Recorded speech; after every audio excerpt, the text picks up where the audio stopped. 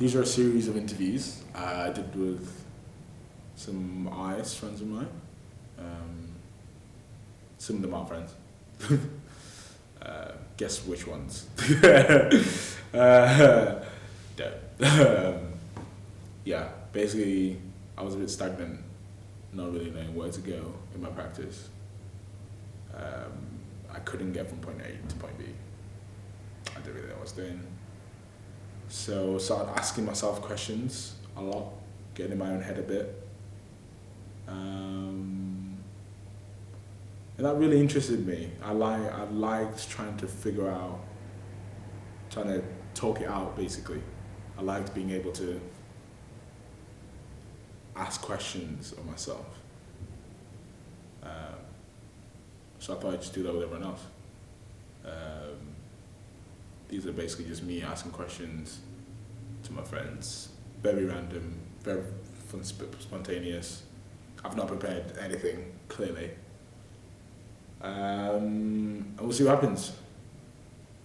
Hopefully it's good. If they're not good, I'm probably not going to see the live day. So if yours didn't make it, it was trash.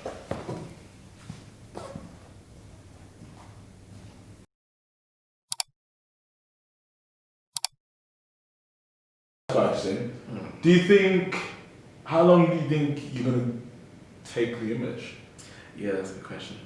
Because, okay, so recently I've been like, not struggling with, but thinking about like, how should my work be recognizable? Like, should people be able to walk past my work and go, oh yeah, that's Tappy's work? Because I see with like, a lot of great artists, I can visually, easily visually see that's their language, that's their way that they like do their brush strokes, that's the way that they've made it their own to such that I could probably like walk in a room and be like, oh, that's Picasso. Even to the sense of like designers, like Virgil, I could walk in, I know that's an off-white piece, I know that that's like a rough piece, I know that just about like the little like things that they do. Yeah. Do you think the two-headed deer could be that for you, or do you even think it's important to have that? Because there's plenty of artists who like look at their work one day it's completely different, or how do you feel about that? How do you feel about your work being recognizable? Yeah, we'll start with that one, then we'll move on. Well, right now it is. I use it with most of my friends. You know that's what I'm using now. But the people you mentioned, they're adults. And they've been for a long time, and I'm sure. Well, let's say I'm sure. Well, I think that like as in our age, or just if you're like at any age when you're just starting off. Okay. It's like they're obviously adults. They're like as in they've been in the game for a lot longer. They've probably made work that we didn't get to see, that wasn't recognizable to them. But that's cool. Having your work recognizable and being like, that's Tappy's work. That's cool. Yeah. But like I've already started thinking like, kind of what's next already. Like as in I'm still on this kind of project and I'm still using this image and I'm gonna try and like use it for as long as I can because I'm just enjoying doing work and using it right now. But you can overdo it sometimes if you don't want to move on, and I don't want it to lose its kind of magical nature. These prints. These 3D prints that I've done, they're gorgeous. I'm gonna do a couple more, but like not too many. Because it's just like because I've seen some work where it's like you see like a lot of artists, and I kind of want to ask someone or like ask a two or someone that knows like why did Picasso make so many Cubist paintings? I think what became different with a 20 set series to a 10 set series. I don't know exactly what it adds, but as in I see that like as in it's good to have more than one obviously, but I guess recognizable it's nice to have, but I don't think I want that just yet. If I keep like throwing stuff around, because like as in you're probably like as in, with a million miles away from a finished product anyway. So as in I think if I keep using it, because I've kept like using Instagram as like a feeding me, or just social media in general. Probably just Instagram, because Instagram's so instant, it's just images, not other things. And it's like, I just found some images yesterday of pretty graphic images of of a deer crash. So like, and then you get roadkill sometimes, but I think it was just images of like a car with like deer guts in it, the windshield just crushed and stuff. And yeah, we'll put that up as well.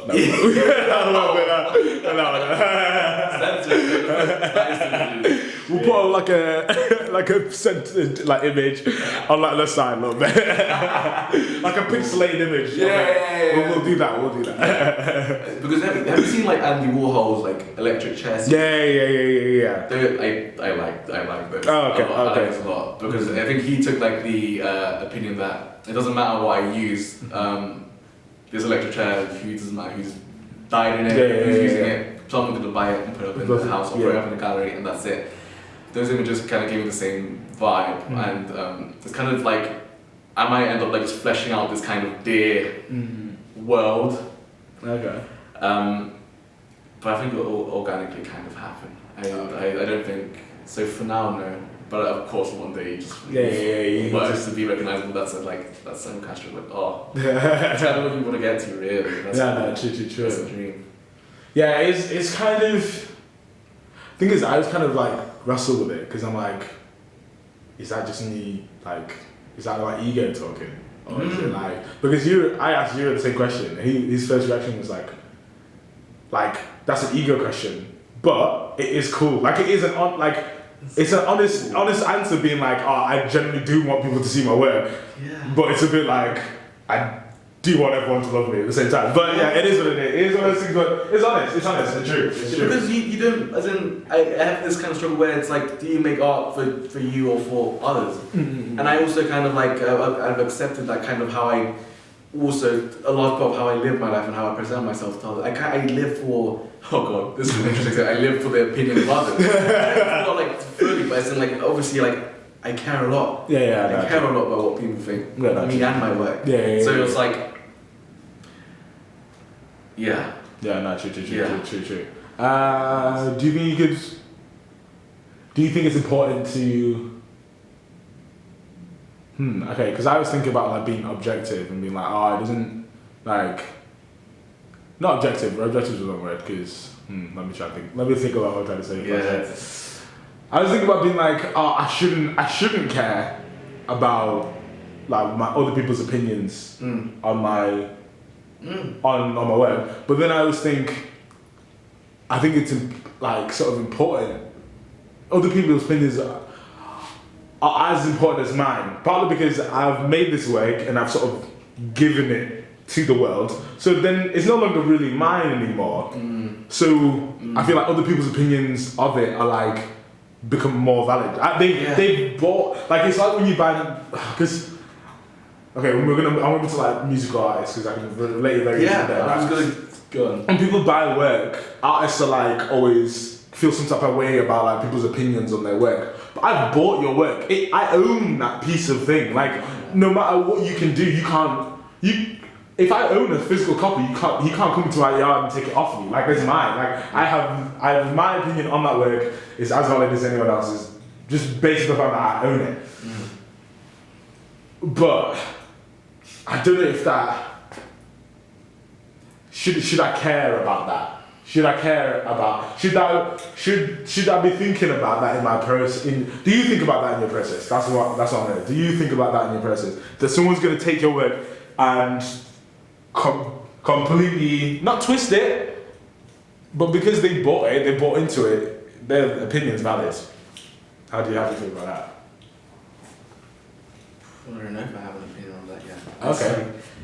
As in when you say like someone physically buying. Not physically buying, but you put your artwork on the internet. Okay. And someone says, okay, I think this is like, I don't know, some racial thing. I don't know, whatever. I think this is about that. But you're like, nah, that's not what I think about. That's not what my work is about. Yeah. But can you sort of like, would you be able to say no that like, because that's their opinion. They bought into it. You've let them. You put that into the world. Their opinion is sort of valid. Like. Yeah. But so do you have to be cautious of what you put out because of what the opinion could be. Yeah. Yeah, but you have zero control over it.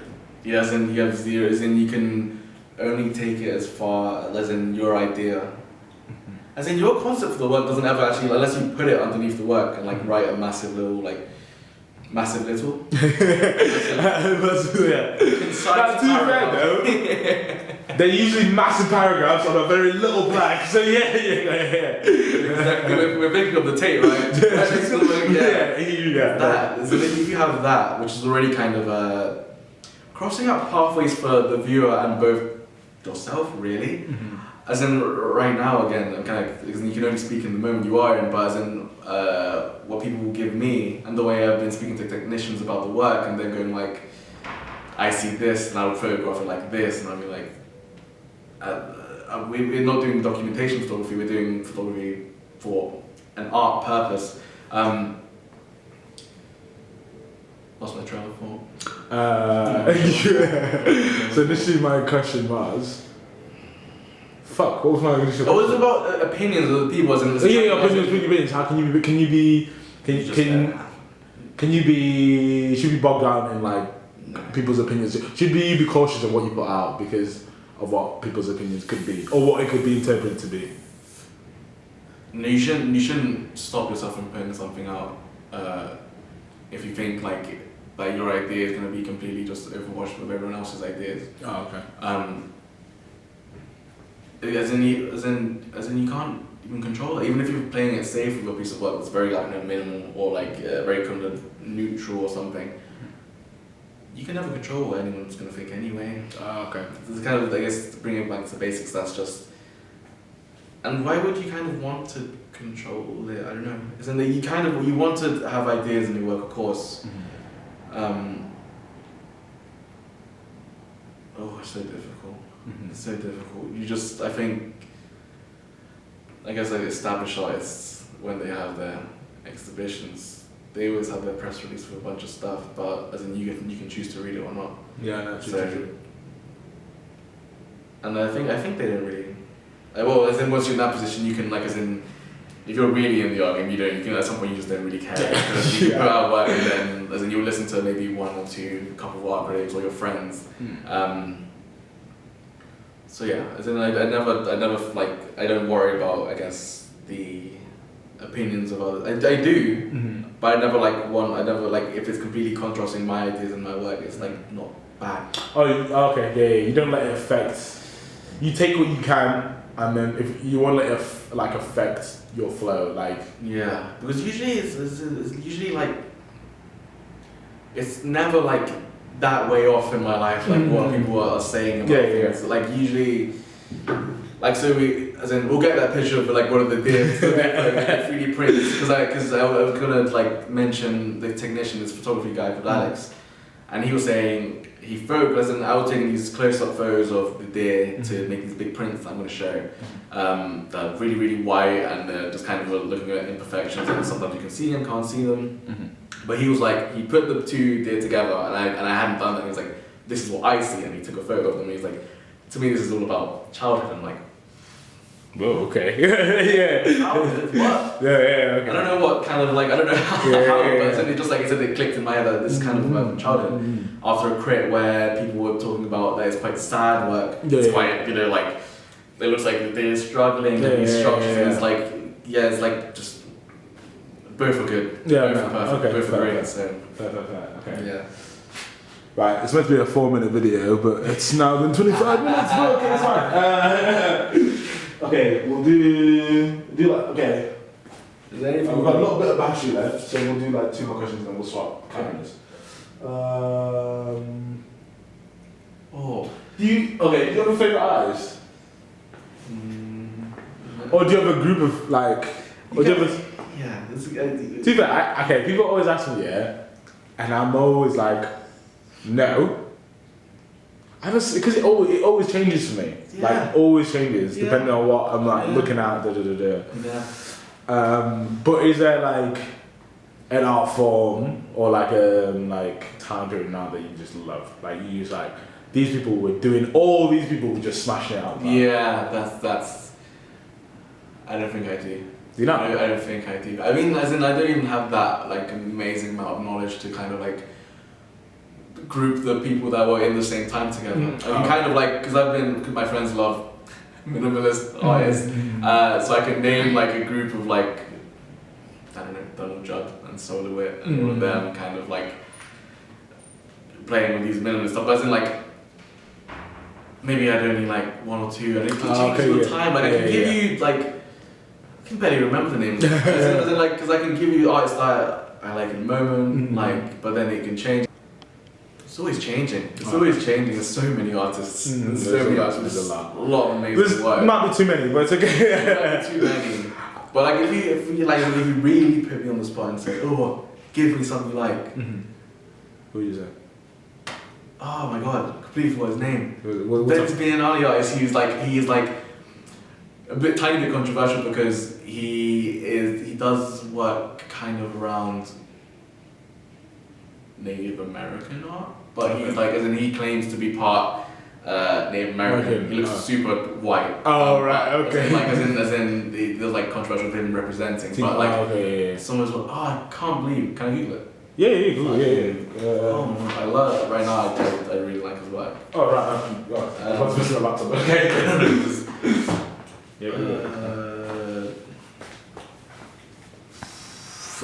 Because he did these like kind of. What illustration was it? You type in Venice Biennale and then go to artists and then come in. Come in because. Wait, John Gussie? Sure.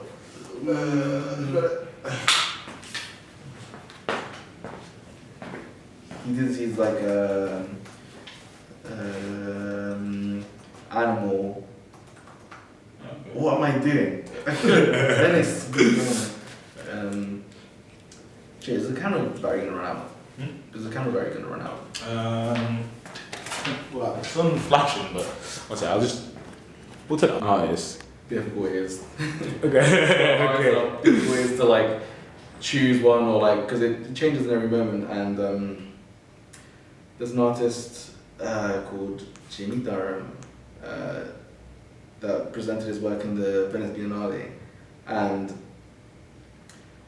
as in like he used these like animal skulls with like clothing racks and like I don't know, like closets and stuff, and he threw clothes on it, and he had skulls at like at the tipping point, or like as in at the forefront. They're fucking beautiful, and the work was like really hidden. I never actually saw it on any kind of advertisement because they're not really that pretty. But like the way he uses animal skulls and like just kind of like very man-made materials, chopped wood and stuff, even though it's kind of natural material. I like his work a lot. All of a sudden I'm kind of looking at like animal bones and like imagery with animals in. I saw like an image of a ram with one of its horns growing into its own like eye that ended up like killing itself. Like as in, what's the design there? Why? Like, but like usually like as in rams that doesn't happen. Yeah, it doesn't happen. But like as in it itself is thinking like what the fuck yeah. Because I can't imagine it being able. You can't control how far they grow. I don't think. It's better if it grows more. I assume. Yeah, assume so they can fight, but shit, yeah, if it just grows into your eye, fuck. And like, you just imagine you're waiting for death. Oh yeah, it's horrible. Yeah. And like you see videos of them like when like two animals are like fighting or like a female, and like when the noise when they like clatter. So bad. It's honestly, it looks painful. It looks so painful. Like, so the thing with like animals is that's why like it's like incredibly sad. Like what I look at as a situation, but it's like. It's very hard to see, as in sometimes pain, because they don't have as in human expression. And that's what we're close to because we are a species. And it seems like they're doing it for more. They're not doing it. It's never something like personal or like there's no attachment or to like anything else other than. This is like instincts, like it's their instinct. There's no like, I'm like trying to be malicious or like, or anything petty. Like it's kill or be killed. Like that's kind of. It's just like as in, because I'm also of the opinion, and like, I think a lot of people are really like vegan movement now, which is a good thing. That like these animals are just like obviously better than people. But like in these videos, you see how like truly ruthless and not caring, and it's just like. I think that's like one of the reasons why I wanted to choose, like, I was happy that I chose a deer, especially a baby deer, because it's always a prey, never a predator, super innocent kind of creature. It doesn't really do like exactly harm unless it's between each other for a mate. So yeah, Jimmy Durham. Okay. Right now, and I guess because I'm now Venice Biennale, I'm just remembering some of the art I saw then. Christian Markley. Oh, okay. Christian Markley did. What type of stuff did he do? He did a film, I think it was like called like 14 War Movies or something like that. And he also had a show at the White Cube like a year before. And it's like quite similar. Lots of little film clips like stacked upon each other versus the White Cube show. And sometimes he coordinates the colours, sometimes the clips speak to each other, sometimes they don't. Okay. Just beautiful. Yeah, the 40 War Movies, I think they are literally 40 War Movies like in squares kind of going into each other. Really, really, really nice. He also did these like prints, these kind of woodcut prints of like anime figures that were collaged up, screaming. Ooh, okay. And they're like the stills, and they're like super powerful. Like how we use different kind of like super modern methods to print onto the wood or like create the carving. Wood carving is like super old. Like it's one of the like first ways that we could start printing things and start recording, documenting things. At least the same things. So those are two artists I like right now. Wait, Google him on that so I can like. Google. Who was it again? Oh, he's amazing. Right, like yeah. Oh yeah, I got the screen. One of the screen prints. Screen. Oh. Yeah, they're just like as in so still, so just focused, but so like moving. Again, especially because like manga is very exaggerated. Yeah. In all formats, when someone's happy or sad, it's like, yeah, he chose like a really good like format to do that. But like as in artists, it's like tomorrow I'll tell you like 5. Yeah. And then the next day I'll have 0 for you, and the next day I'll have 10. Like, there's always like as in, especially in London as well. Yeah. There's always people to see, always things to see. Yeah, always a place to be inspired by. It doesn't seem too much art can put you down there because it's like they're so far away. So that's why like kind of like when I see especially Jimmy Durham's work, because he's just kind of like found I don't know some pipes to put together and he just plonked like a skull of a rat or something on the end, and I'm like, oh wow, yeah. It's just striking and good, and like as in he could have, I'm sure he's like rich. And he could have done something massive, but he thought that was enough. And if he thinks that's enough, then I should think it's enough as well. Yeah. I'll show you some of the 40 War Movies, just like a still, so you can see. Yeah, 49 War Movies. It's like horrible to watch as well, could I might add. Just because like as in 40 War Movies, especially if it's like the same like at the same as in like loud and stuff.